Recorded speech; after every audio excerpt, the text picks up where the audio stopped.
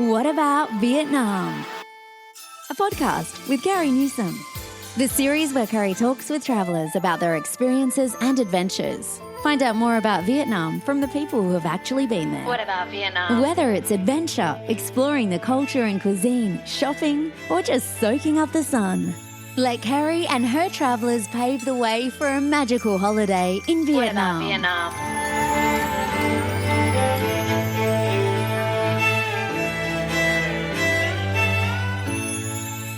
Xin chào and welcome to the What About Vietnam podcast.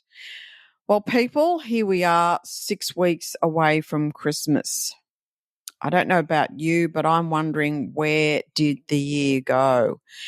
It's been a terrific year. It's been a big year. It's been a busy year. I hope you've enjoyed the programs that we've been able to put on.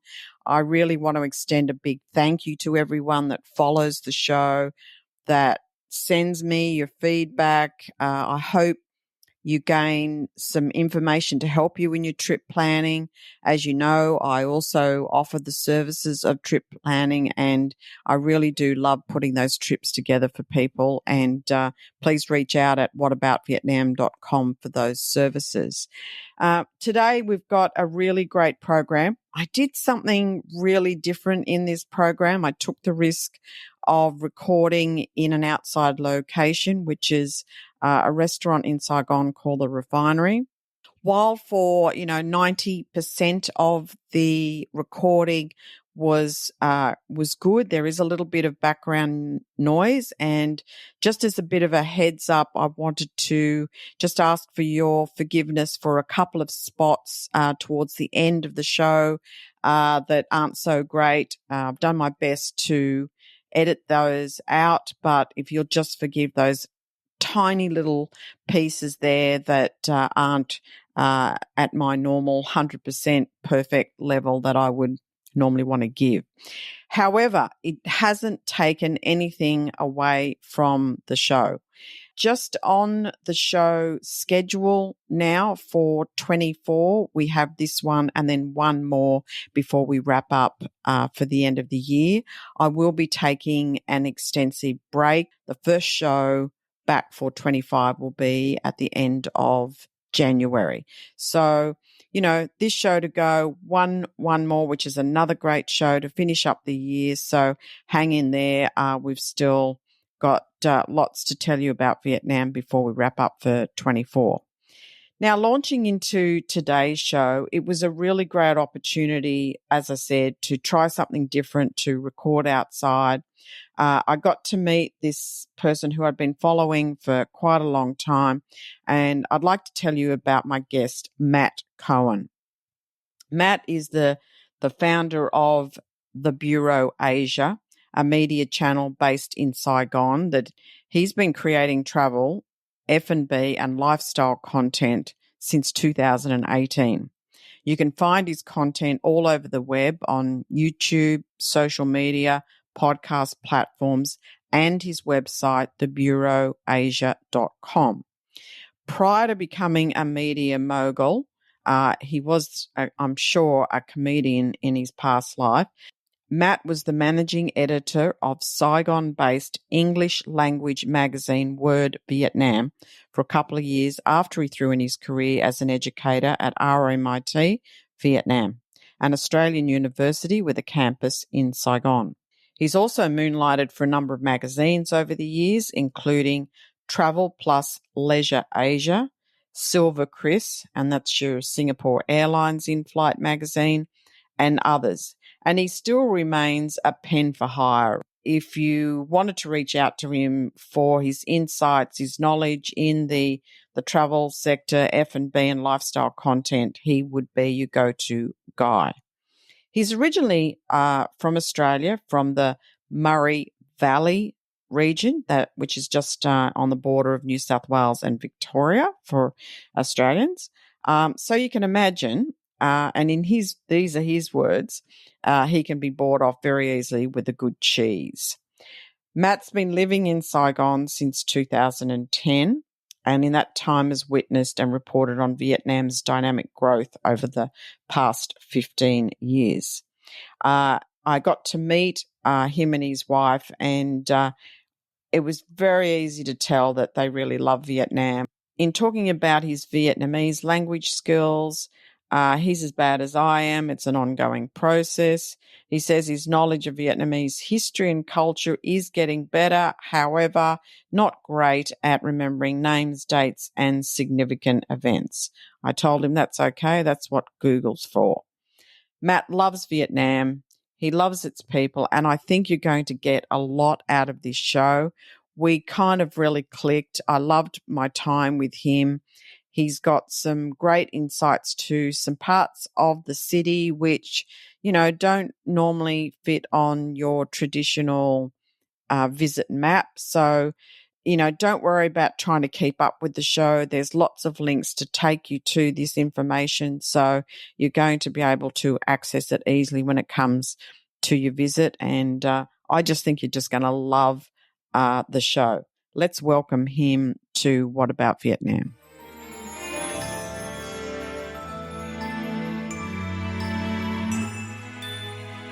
So here we are at the Refinery in downtown Saigon.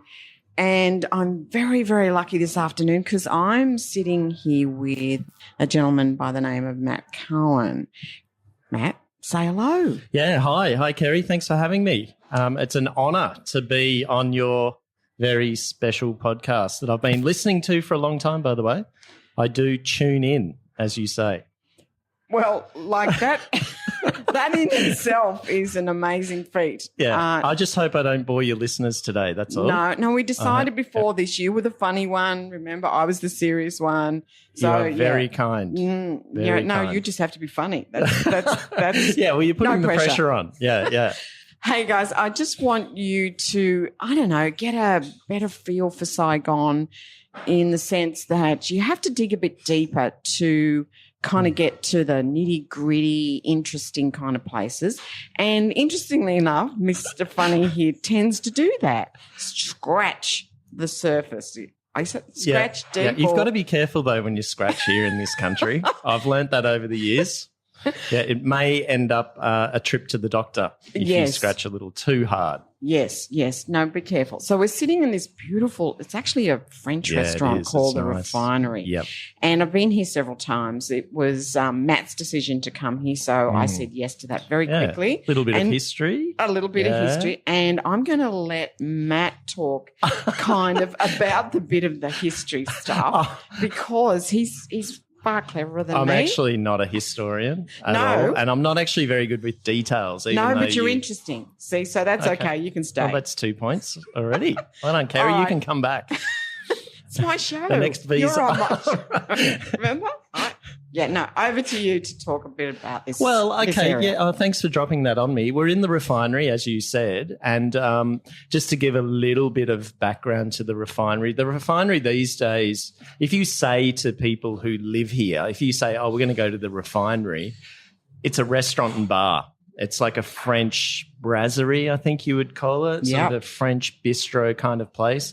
And I believe it's been open since about 2006. So it's coming up on the 20 years, nearly as long as I've been here, I think. No, 15. Gosh. I've been here 15 years. Amazing. Yeah, and this precinct was really where all the expats at that time would hang out. Okay. This building here that we're sitting in, I think it was actually part of the actual, well, it's called the Refinery because it was an opium refinery back in the day. So I believe in the late 1800s, it was where the French government began refining opium and did whatever they did to it for consumption. So I think they imported most of it from India at the time. I think there was a little bit of opium grown here, and hence that's why the name Refinery. And just for your listeners, if you guys do decide to come and eat here in this little precinct, there's a gate at the front on Hai Ba Chung Street. It's at 74 Hai Ba Chung, opposite the Park Hyatt. And if you look up at the top of the gate, there's still the opium motif that that was made out of, I don't know what, cast iron back in the day, I guess. And that's been there ever since this place has been open. So what are we talking? How's your maths, Kerry? Oh, what are you talking 120, about? 160 years or something like that. So, yeah. And because it's off the street. That's what people need to understand. There's a gate. There's an archway. Yeah. And you have to walk down this That's little right. alley. Yeah. And there's quite a collection of restaurants here. Yep. And it's kind of the first on your left. It's a very typical sort of gate of that period. So if you can imagine back in the day when everything was horse and cart and that sort of thing. So, you know, they had to bring the horses and carts in here to pick up stuff. And when you're walking around town in the older parts of town, you still see a lot of gates like this. But this one in particular is quite unique because it was part of the opium refinery. And as I said, the cast iron motif at the top still has the opium poppies, which is quite intricate and quite beautiful. And I think you can see it there, Kerry, but I'm just pointing out to Kerry here, there's what do you call those? A blind, and the logo for the refinery is actually an opium poppy. And if these walls could talk. Oh, yeah. And a little bit further down, there's another restaurant, a Vietnamese restaurant there that your listeners might want to check out one day, and it's called Hoa Tuc, which basically means and there's flowers. a nice little banh mi stand just next door. It's kind of like looks like a little caravan that they kind of lift up the doors and make banh mi from. But I love the decor here too. Oh, it's a great little spot. And it's really cute. I actually came here for lunch a few months ago because we'll probably get to it eventually, you know, the development of Vietnam and Saigon over the last decade or so has meant that I haven't come to these places so much. And now that I've been here a long time, I'm sort of looking to get a little bit more nostalgic. So I came back here for lunch and I walked in and I just went, wow, this is sort of a step back in time. You know, you get a little bit of that French feel. Just before we move on, I was going to mention that back in the day, Mal and I, my wife's here, you know, taking photos of us and that. Upstairs was a nightclub. So we used to go up there. It was called Vasco's Nightclub, and that was the place where all the expats used to get together on whatever night of the week it was. And and there weren't too many places to go.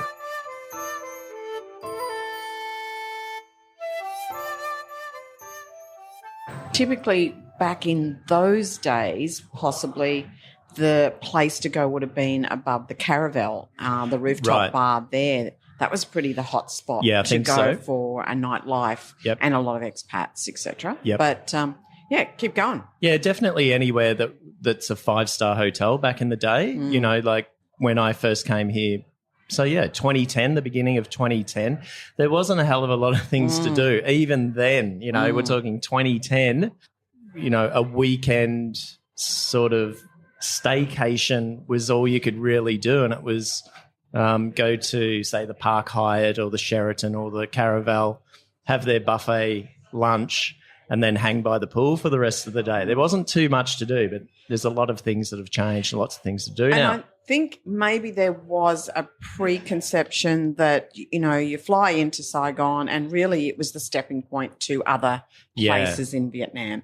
It was just too cityfied. People were overwhelmed with its busyness, etc. And there really wasn't enough info out there. As you said, 2010, it wasn't as civilized and as cosmopolitan, would you say this now?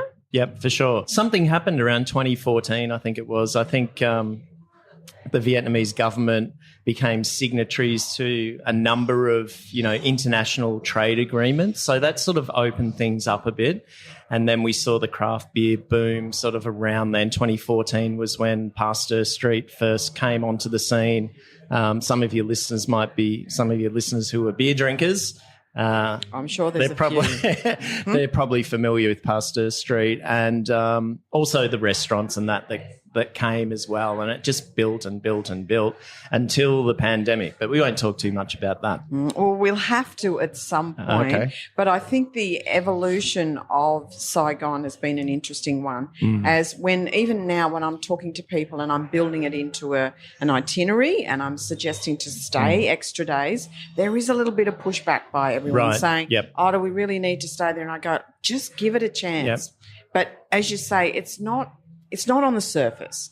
I mean, you're going to get a list of what are the top 5 things to do that are going to be in, the Unification Palace and blah, blah, blah, blah, blah. Yeah. But there's a lot more to that. And pretty much that's why you're here, Matt, because I've been following you and how you've been, as you say, scratching below the surface to uncover the really cute, natty places. Yeah. And that's what I want my listeners to get about this place. So knock yourself out with those places. Well, I think you hit the nail on the head.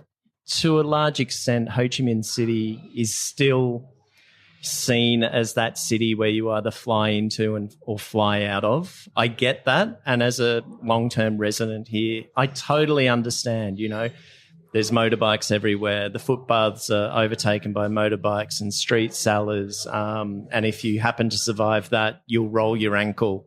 The air quality is not so great. Take your mask off, Karen. No, she hasn't got a mask on it, no. But this time of year moves into, even though it's the best time of the year weather-wise, moving into December, it's also the build-up to Tet, the Tet holiday, and sometimes the air quality gets pretty bad. So January sort of into February it can, because the factories really, the manufacturing places nearby really whip into gear before Tet. So that can be an issue, and I get that. But having said all that, I still believe Saigon, Ho Chi Minh City is the best city in Vietnam. Wow, big statement. I'm a little bit biased, but, I've had an opportunity to scratch beneath the surface and find out a little bit more. And so I was thinking about this on the way in, and it may be nothing new, but it's all about the people. Saigon is about the people.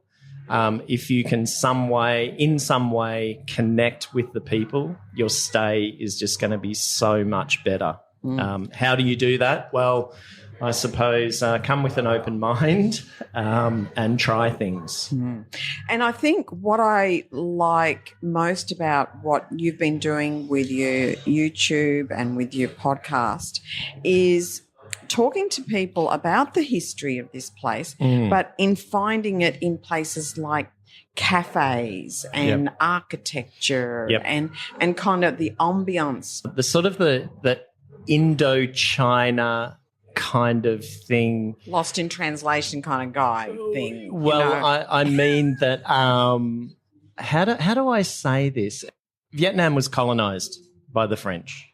And so these days to sort of glorify the colonial days is perhaps not the thing to do. It wouldn't be happening in Australia probably or in other sort of Western countries around the world. But we're up to Generation Z now, I think it is, or Generation whatever they are. I get lost in the alphabet. And that was 1 million years ago for those guys. And so a little bit of a trend we're seeing at the moment is new cafes and bars opening up. There's a lot of cocktail bars here, by the way. If you love cocktails, I mean, you've come to the right town. Yeah, I've just spent 2 weeks here, so I think I can vouch. That's why you've got the bloodshot eyes. Oh, thanks. Thanks, Matt. Now you know why I stick to audio and I don't do visual. So tell your wife to turn that camera off. But yeah, a lot of, when you come here, you'll discover a lot of cafes and bars that are fairly new, and they're harking back to that Indochina vibe, which to me, I love. The quiet to be honest. Dark places, all that lovely, the interior, the French vibes, So there's a whole lot to discover here in that sense. And despite what you hear probably on social media and in the media that, so many of the French buildings are getting torn down and all that sort of stuff. There are actually still a lot of the big apartment blocks that were French built. They're looking a bit Shabby. tired and weary and stuff like that and a bit smelly.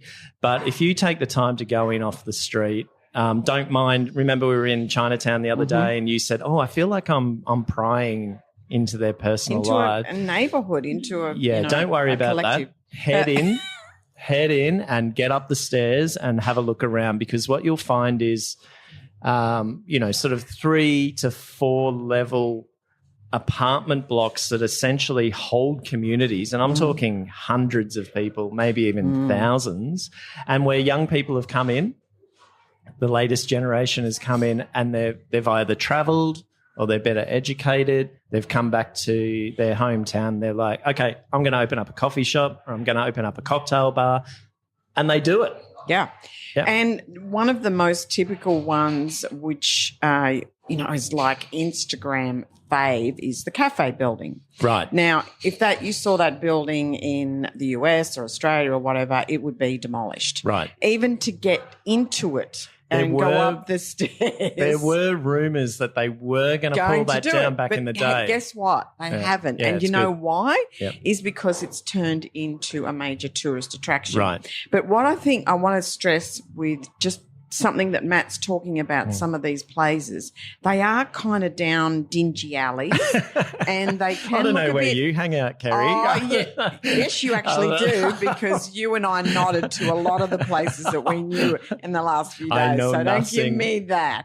Anyway, but apart from that also, you're not going to see a tourist bus with 40 people pile out in front of it. Yeah, that's right. Yeah, good It's point. for the people who really hang around Yeah. and spend some time to delve in that. Now, you can still be in that group with the bus of people or the 25 people or whatever, and you'll see the stock standard, tick, tick, tick, tick, the boxes, etc.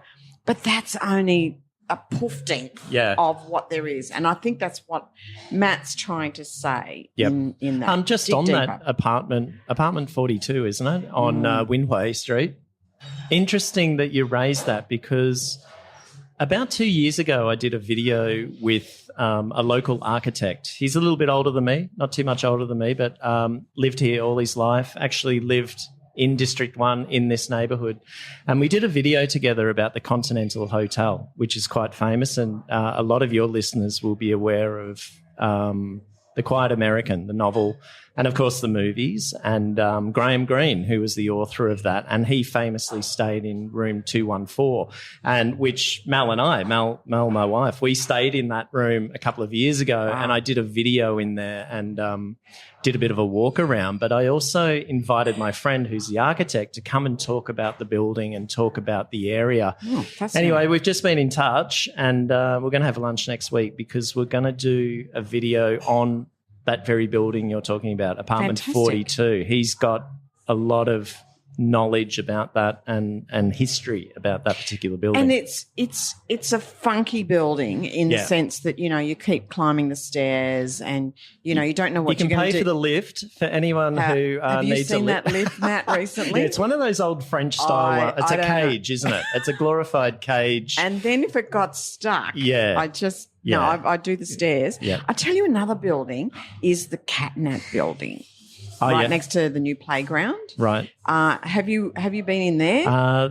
It's got a Kong Cafe right on the corner, and it's another mysterious, wild up round. That's the one where the opposite old H&M. the old. I don't know. I get this wrong all the time. The old CIA building.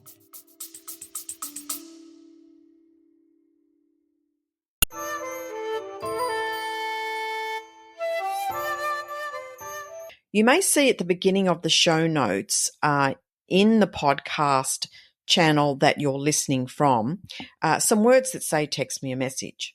It's a great idea. Don't get me wrong. I love hearing from you. And whether that's your thoughts on the episodes, some questions, messages of appreciation, I just love the feedback. It's really great. However, I feel it remiss of me to not thank you for them, but to not be able to respond directly to you. So if you have sent me a question, and I've got lots, and you haven't heard from me, there's a really good reason why. I actually don't have the ability in the technology to respond to you. They kind of expect that you would or I would answer the questions in the form of a show. And there's just kind of too many, and I just think it's just too personal not to do it that way. So I wanted to alert you to the fact that if you do send me a message through that connection option, I'm not going to be able to respond to you directly. So if you do have a question and it is time sensitive, or you want to send me any kind of message, can I suggest the following 2 ways? 1, send me an email to whataboutvietnam@gmail.com. That is the email address that I have the most constant access to, and I will aim to get back to you ASAP. Secondly, if you go to the website for the podcast, which is whataboutvietnam.com, if you scroll right to the bottom, there is a chance for you to leave a voice message. Now, in that voice message, I can respond to you equally with a response in voice. So if you want a quick response, that's your next best way. But I just wanted to get this into the show, make you aware of this, as it really is becoming problematic. And I've just got too many, and I can't kind of go naming people and answering each question. That's just a little bit silly. So if you have sent me a text message before and you're waiting on a message back as a response, I'm so sorry. I cannot do that. But if you want to send the question again, I'd be more than happy to answer.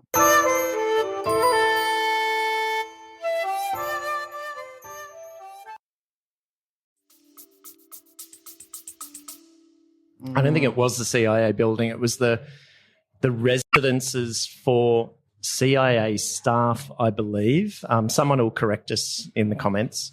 But it's the spot where the famous photo where the chopper landed on the day. No, that's not not that the building. No, that's not. I know that building, and I know that's on Litu Jom, current day Litu Jom Street. I know you're showing off. Like, sit down. It's not too far from here, actually. We probably should have got a chopper to lift us in. Oh, of course. That's drop just us what we in, need. and we could have done this a podcast little bit of there. chopper noise in the background just to add more authenticity. I don't know to if us. anyone would have heard anyway.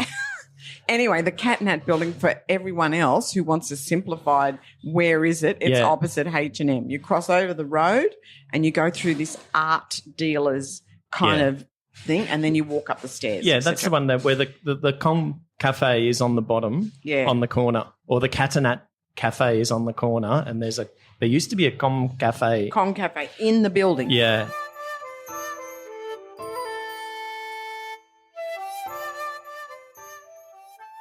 For anyone who's into war history, and you know the very famous photo that was taken 1970, April 29, I think it was, the day before the fall of Saigon. That rooftop is still there. I've been up there.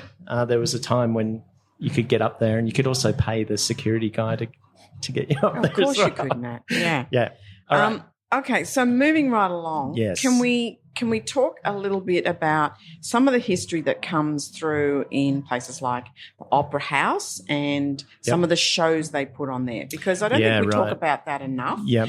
I'll start with the one I know, which is the AO. Oh, I haven't done that one. Oh, I haven't been to that in all these something years. Spectacular. Okay. But the one you have done is the Tada. Yeah, Tada show. So maybe talk to my listeners about it was a little the Tada. while ago, but an amazing show. A bit Cirque du Soleil. Yeah, very Cirque du Soleil. And it's done by a troupe of I suppose you call them a troupe of dancers from the Central Highlands, somewhere around near Ducklack, I think, or something like that. And it's just a very acrobatic how else can I? Systematic, no, acrobatic. The choreography's The amazing. choreography's amazing. And all the props are made out of bamboo. So they're manoeuvring these massive Historical boats. artifacts and boats and big circular things and whatever else made out of bamboo. And it's super daring. It's eye-opening. If you get a chance, make sure you go and see it. Yeah, It's like, I think it's a definite thing to do, which doesn't get mentioned that much. Yeah, funny that. I mean, there's a massive opera house there that the show is featured on. For everyone listening, just be careful on the dates because it doesn't play every day of the year. Yeah. It moves around. Sometimes it even they goes go to on Hoi tour. An. They go overseas. Yeah, and right? Hanoi. Yeah. But they are part of the same troupe, which is the AO show. Yep. I personally think the AO show is just a step up from right. the Tada. Okay, I need to go and see it.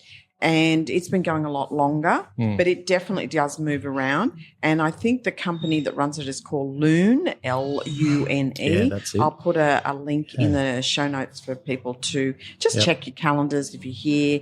You know, I think the whole family would get something out of it. It's really quite special. A really great chance to see the Opera House as well. And insider tip, the comfiest seats in town. Oh, that's handy to know because there's not many comfy seats around in this city. There are none. So try and get yourself into the Opera House. Just outside the hop-on, hop-off bus. I've seen it. So I haven't there's done a little it. ticket booth just outside The Opera House, the front is of it? the Opera House. So you can handy just to wander know. up there and the People buses look out pull up for that. across the street. I never do on-off buses. Oh. I know I should. You know, But I don't. I want to make it hard for myself, obviously. But people say it's a really good summarising opportunity to them to see it, and they don't have to walk in the sweaty day or whatever. No. They can sit on the top deck you got to and get a pick your suntan. time of day, of course. Otherwise, you'd fry. You But would. You've got to sit inside. I think I've done it a couple of times now, and I think we chose around about. Well, depending on the season. So we're moving into the best season for tourists at the moment. Christmas in Saigon is the best time weather-wise, and also a little bit of a festive atmosphere as well. The the city Vietnamese goes don't nuts. they don't celebrate it in a religious sense Correct. so much. And so great time for the double-decker bus and to sit up on top. And you kind of got to fit it in, people, because you don't want to miss out on happy hour. So you've really got maybe somewhere about 3 to 4, maybe, do you think? It's about an hour trip, is that right? It's about, well, actually they've extended it as well. You can go into Chinatown now as well. Oh, so fab. I haven't done that yet, but Mel and I have done it, the original one, and I think we went about 4 o'clock. Again, depending on the time of year. So we're in Vietnam, we're moving into winter, so, shorter daylight hours. It's usually dark at 6 p.m. anyway, isn't it? Usually around here. Yeah, and you want it to be dark at 6 Yeah, o'clock. so it's not a bad idea to get the bus at about 4:30 if you can, if there's one going at that stage. So then it moves into the twilight and then the lights come on.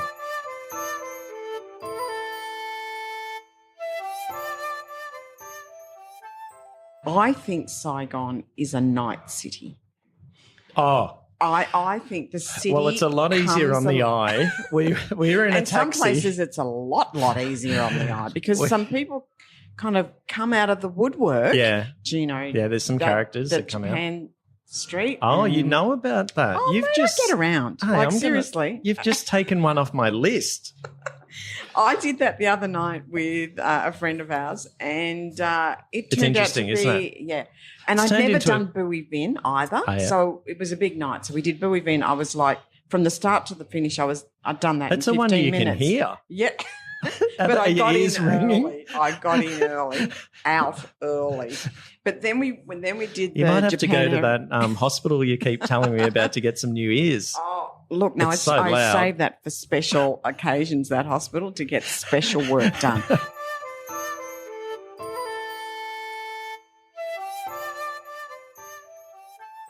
We can definitely talk about Japan Street, but talk about Chinatown. I loved what we did the other day. Well, this might be where I get to put a little bit of a plug in because Go. actually I took you on a small section of a walk that I've created. And so, obviously you'll leave a link to that. Yeah. but people can access that. That's a self-guided walk that you can do. So you don't need anybody. You just access it through my one of my websites or whatever, which is easy, and just follow the prompts along. And there's a few little photos and stuff like that, and a few little explanations. And there's a map. Your time's finite, and same with your money and stuff like that. And so it's like, I don't really want to miss anything.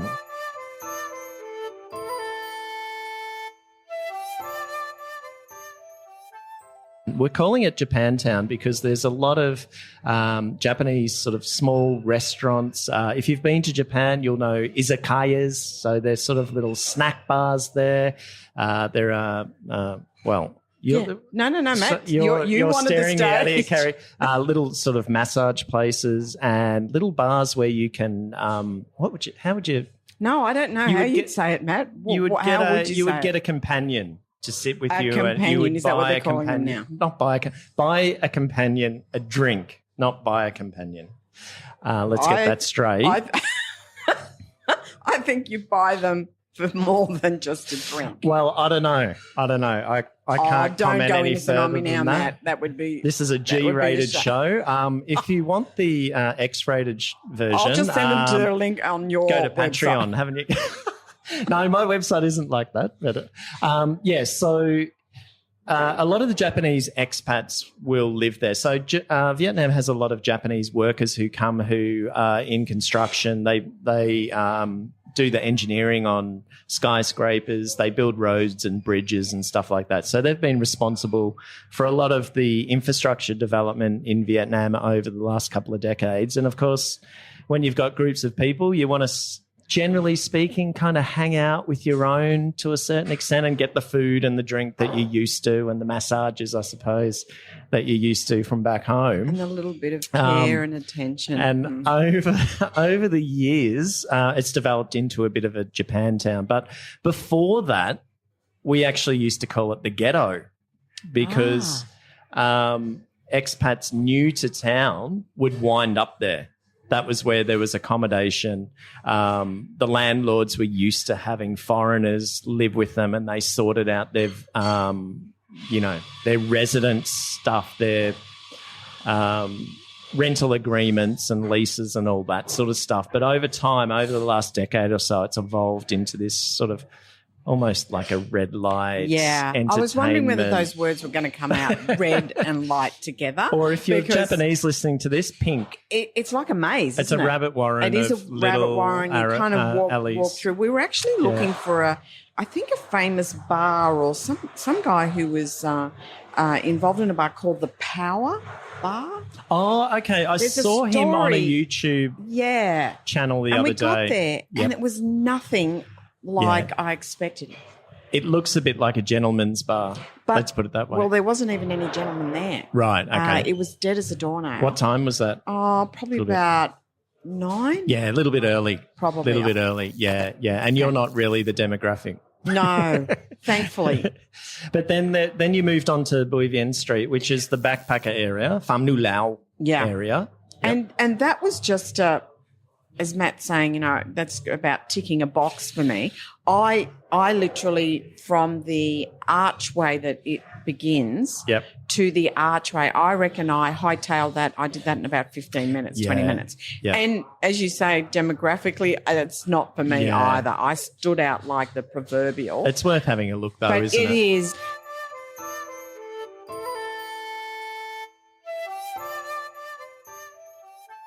Look, the food here is so diverse. I get challenged with my clients in trying to describe the cuisine and the choices available in Saigon. Yeah. Like people say, oh, what happens if I don't like Vietnamese? That won't be a problem because there's Japanese, there's Greek, there's Italian, there's like you name it, it is here in Saigon and good quality and well priced. Yeah, there's plenty. So I think, and the cakes, like I've got a girlfriend who recently had some surgery and as I said, we'll talk about that. But all she could eat was something very soluble and soft. Yeah. So she went for the cake. So I have got some beautiful places to list out for you to explore as far as cake shops. And that's the French coffee. history still hanging around, you know. It's a beautiful thing. And other things that are sort of French that you'll find, and especially deep into the outer districts as well, are flans.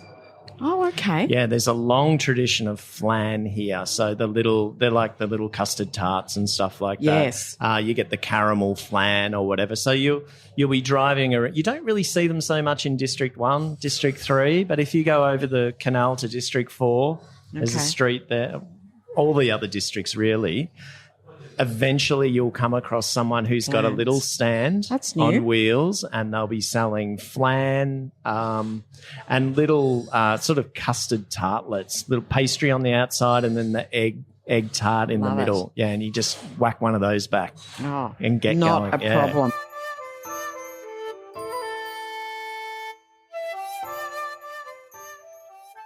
What advice am I going to give people? And probably, as I said at the beginning of the episode, was about the people.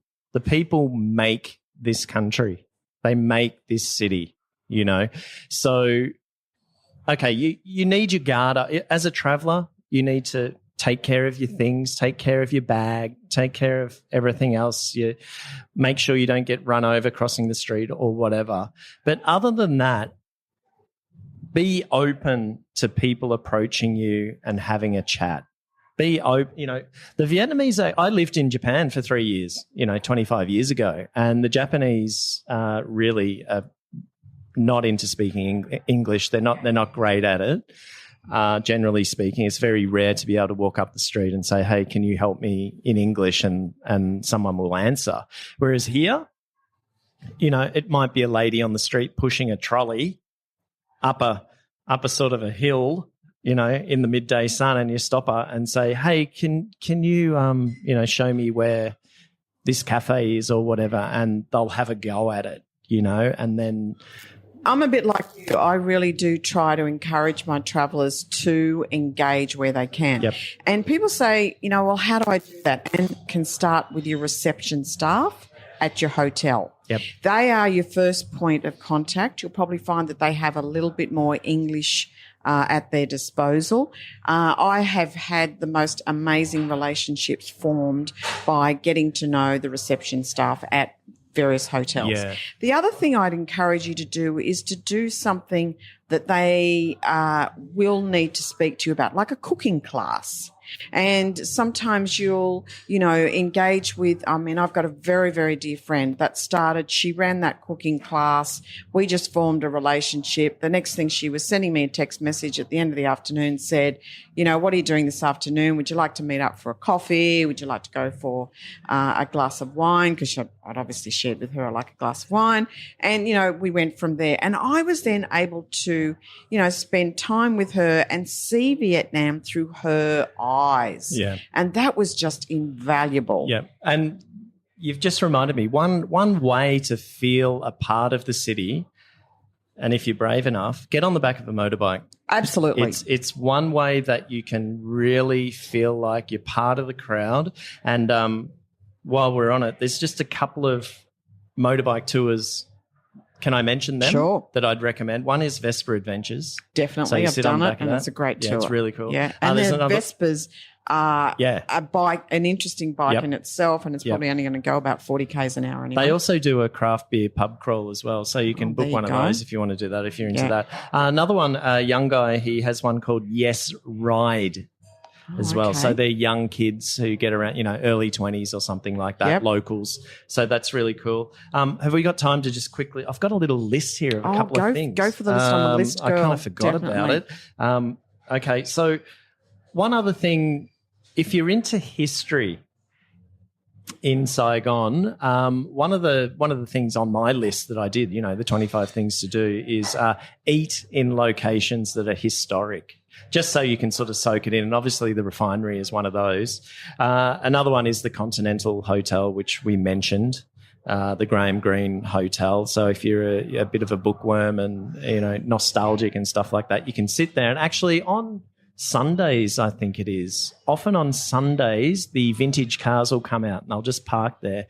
And the guys who have got these really old vintage cars, they'll want to show off their cars to people, and they just park them there, and awesome. People come along, take photos, and you can have some sex on the beach or a blue lagoon, or those old school cocktails back in the 70s. I mean, I wasn't around then, but you might remember. I might remember. Another one, I just mentioned Tundin before, where the Pink Church is. Not too far up the road, there's a pho noodle soup place called Pho Bin. And it was a Viet Cong safe house during the war. And that's where they orchestrated the attack on the US Embassy in 1968 for the Tet Offensive.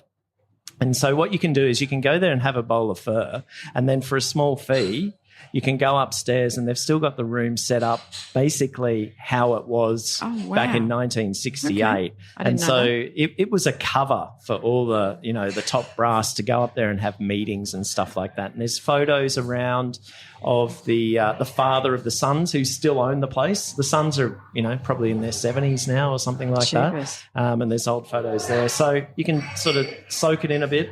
And not too far away is a place called Gafe Doufu.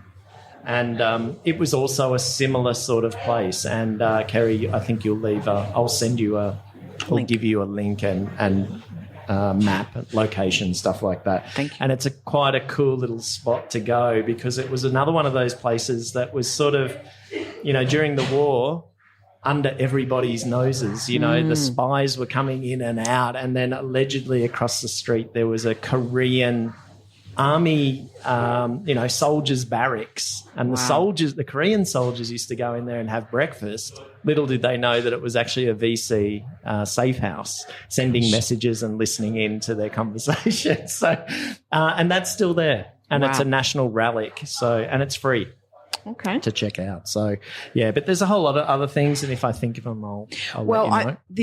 The great thing about talking with you, Matt, is that you've got a library of links, YouTube videos, bits and bobs. I'm glad, because my memory's going.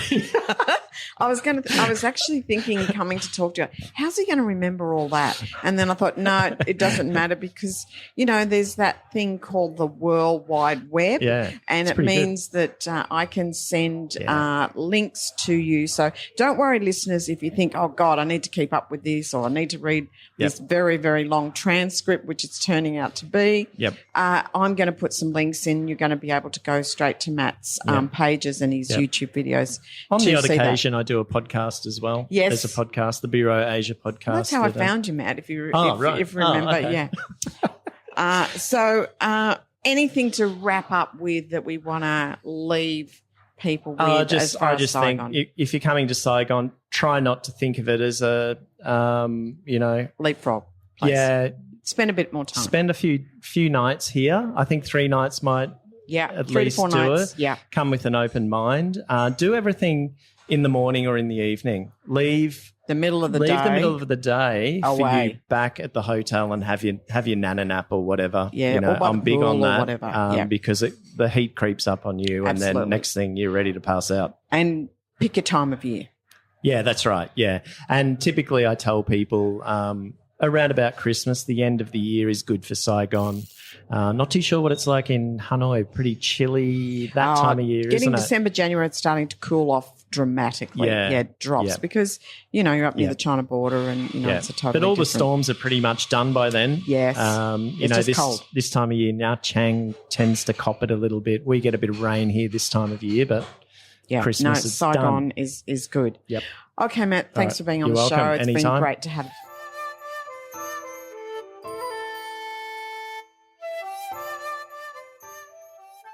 I really appreciated Matt coming on the program. As promised, you'll find a lot of the links to Matt's website and his social media platforms, including his podcast. We mentioned a few different places to visit in Saigon. I'll also include those links. So please go to the website, whataboutvietnam.com, to find those, or check your podcast channel for information and the transcript. Thank you, and I look forward to sharing more Vietnam travel stories next episode. Thank you for listening. Check out the episode notes for more information. What about Vietnam? Don't forget to subscribe, rate and review, and stay tuned for more fun adventures in Vietnam.